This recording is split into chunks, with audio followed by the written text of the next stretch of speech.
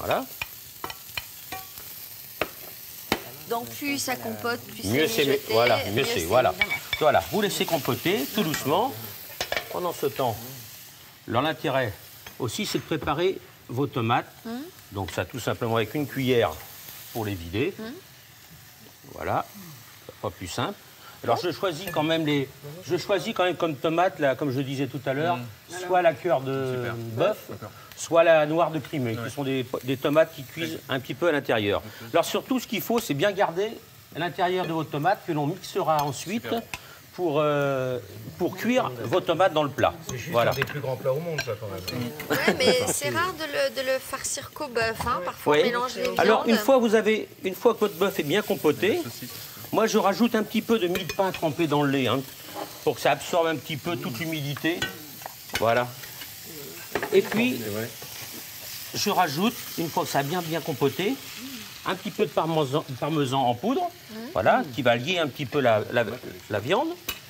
Et vous laissez tout doucement compoter.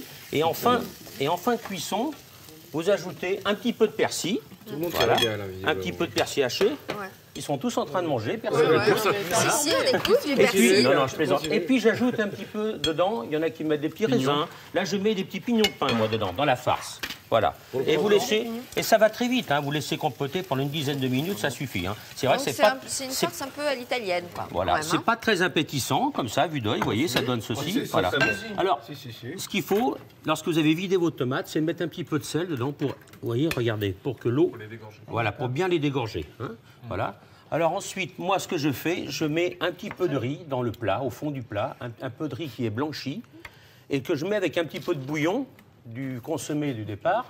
Voilà. Et puis, j'ai mixé mes tomates, l'intérieur de mes tomates, que je rajoute dans le plat, tout simplement. Ah, avec le jus des tomates. Voilà. Moi, je mets un peu de riz au fond de la tomate pour que justement ça absorbe l'eau. Qu'est-ce que t'en penses? Voilà, c'est ça. Ah, c'est ça. Voilà. Au fond de la tomate. Et tu peux également, Au fond de la tomate. tu peux également, Pas au mais fond du plat. tu vas avoir un petit peu de mal à cuire, mais bon, effectivement. Et ensuite, je rajoute ma farce dans mes tomates, comme vous voyez ici. Et ça cuit combien de temps? Oh, vous laissez au four environ 30 à 35 minutes.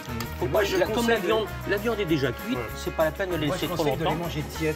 Oui, C'est meilleur très que bien. chaud ou froid. Alors, je Tiède. rajoute encore du parmesan, un peu à l'italienne, et bien sûr, vous remettez votre petit chapeau, une bonne huile d'olive dessus. C'est un vrai Et plat, puis, ça. voilà.